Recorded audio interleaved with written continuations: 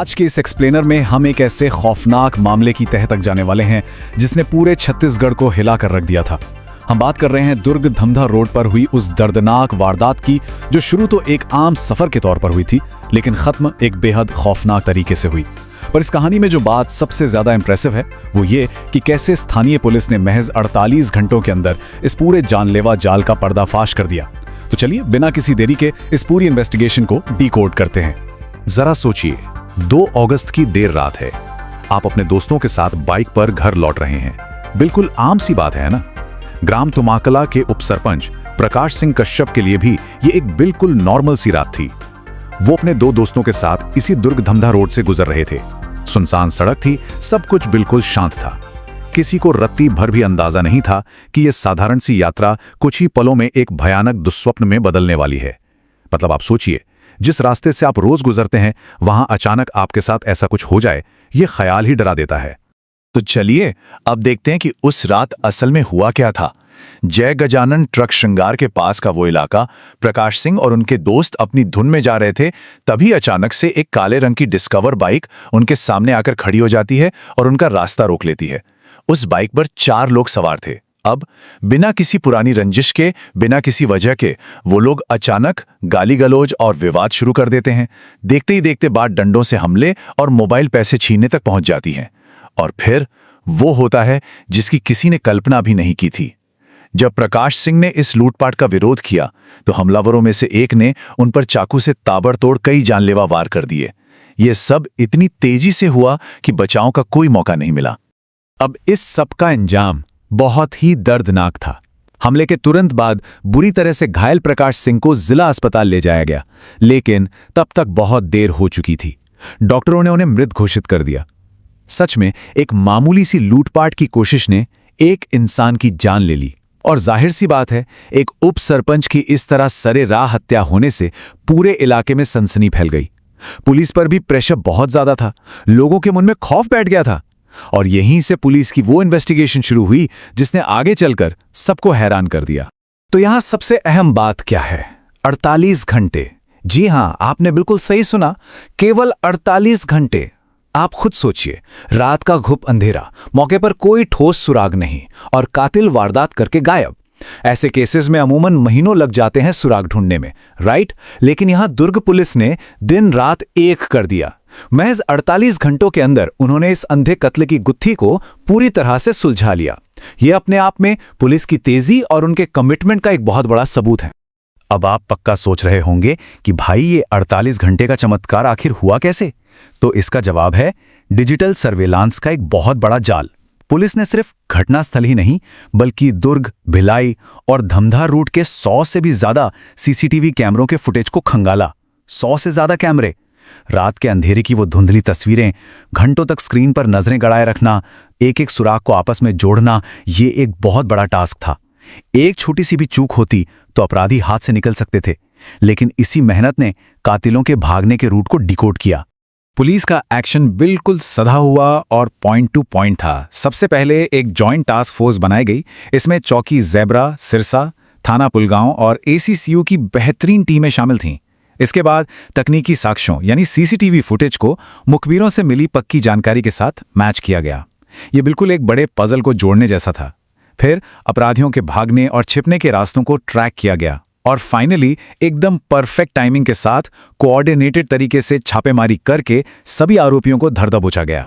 अब जो बात मैं आपको बताने वाला हूं वो सच में आपको चौंका देगी। जब इन अपराधियों को पकड़ा गया तो सबसे बड़ा खुलासा इनकी उम्र को लेकर हुआ। इस पूरी वारदात का मास्टरमाइंड आदर्श और फिलहाल महज 19 साल का है, और उससे भी ज्यादा शॉकिंग बात यह है कि उसके बाकी तीनों साथी नाबालिग हैं। मतलब जिन बच्चों की उम्र अभी स्कूल जाने और खेलने कूदने की है, उन्होंने इतनी खौफनाक साजिश रच डाली और एक इंसान को मौत के घाट उतार दिया। ये खुलासा वाकई पूरे समाज के लिए किसी अलार्म बेल से कम नहीं था। और ये चीज हमें साफ साफ दिखाती है कि पुलिस की इन्वेस्टिगेशन कितनी सॉलिड थी। जो सबूत मौके से और आरोपियों के पास से मिले वो सीसीटीवी और गवाहों की बातों से बिल्कुल हूबहू मैच कर रहे थे। वही काले रंग की डिस्कवर बाइक जो कैमरों में दिखी थी, वही हथियार, धारदार हथियार, लोहे का पाइप और डंडा जिनसे वो जानलेवा हमला हुआ था, और तो और लूटी गई नकदी भी पुलिस ने बरामद कर ली। मतलब हर एक कड़ी जुड़ चुकी थी। केस इतना मजबूत बन गया था कि कोर्ट में अब इनके बचने का कोई चांस ही नहीं है। खैर, अब जरा इनके काम करने के तरीके को समझते हैं। इनका मोडस ऑपरेंडी बहुत ही शातिराना था। ये लोग दो हिस्सों में काम करते थे। पहला था इनका दिखावा। रात के वक्त सुनसान सड़क पर किसी भी राहगीर को रोक लेना और बिना बात के झगड़ा शुरू कर देना, ताकि देखने वालों या खुद इस राहगीर को लगे कि ये कोई आम रोड रेज या कहासुनी का मामला है। लेकिन इनका असली मकसद कुछ और ही होता था। उस झगड़े के आड़ में कीमती सामान लूटना और अगर सामने वाला थोड़ा भी विरोध करे तो सीधा जानलेवा हमला कर देना। ये कोई गुस्से में उठाया गया कदम नहीं था, बल्कि एक सोची समझी खौफनाक साजिश थी। तो ये सब जानने के बाद एक बहुत बड़ा और गंभीर सवाल हमारे सामने खड़ा होता है। अगर देर रात सफर करने वाले आम लोगों को इस तरह के सुनियोजित जालों में फंसाया जा रहा है, तो हमारी सड़कें आखिर कितनी सुरक्षित हैं? जो लोग मजबूरी में या अपने काम से देर रात ट्रैवल करते हैं, वो ऐसे अचानक होने वाले हमलों से कैसे बचें? क्या सिर्फ पुलिस पेट्रोलिंग बढ़ा देना काफी है, या हमें एज अ सोसाइटी कुछ और भी कदम उठाने होंगे? इस बारे में जरूर सोचिएगा।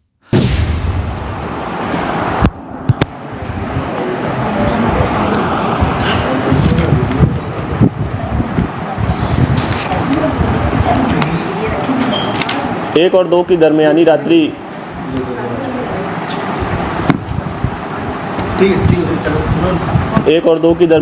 दरमियानी रात्रि करीब 2 बजे एक व्यक्ति मोटरसाइकिल से अपने दो साथियों के साथ चौकी जेवरा अंतर्गत क्षेत्र में धमदा रोड से अपने गांव की ओर जा रहा था।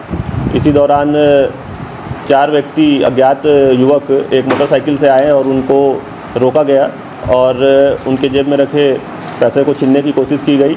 इसी दौरान छीना झपटी में अज्ञात युवकों के द्वारा चाकू से वार करके प्रार्थी को घायल कर दिया गया था, जिसकी सूचना पे तत्काल मौके पर पुलिस पहुंची। 112 तथा एम्बुलेंस की मदद से तत्काल उन्हें अस्पताल पहुंचाया गया और अस्पताल में उन्हें मृत घोषित कर दिया गया था, जिसकी सूचना पे तत्काल पुलिस के द्वारा हत्या का प्रकरण दर्ज करके आरोपियों की पतासाजी चालू कर दी गई थी।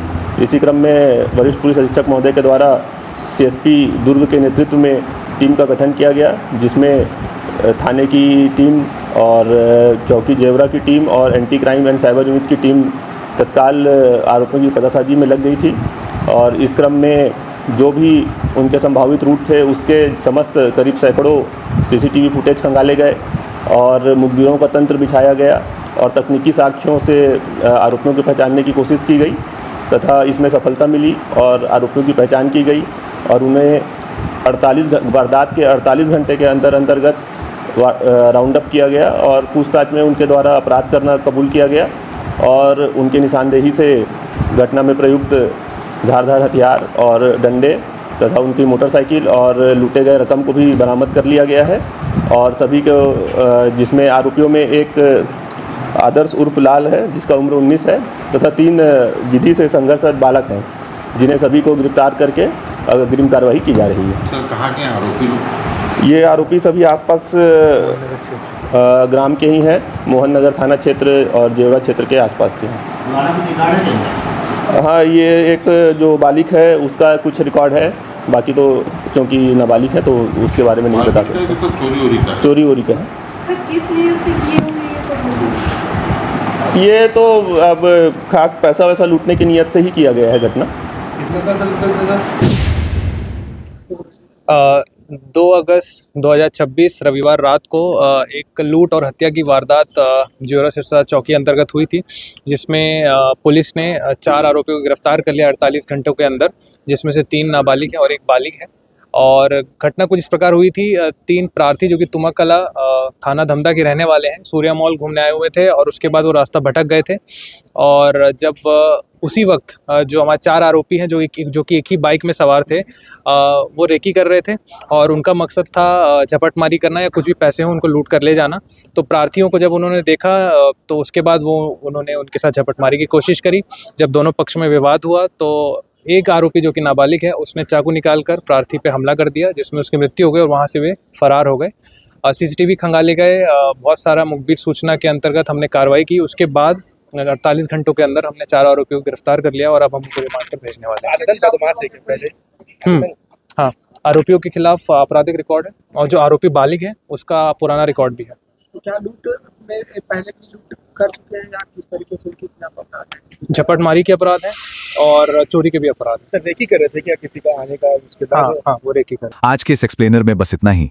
हमारे साथ जुड़ने के लिए आपका बहुत बहुत शुक्रिया। Like, comment, and subscribe.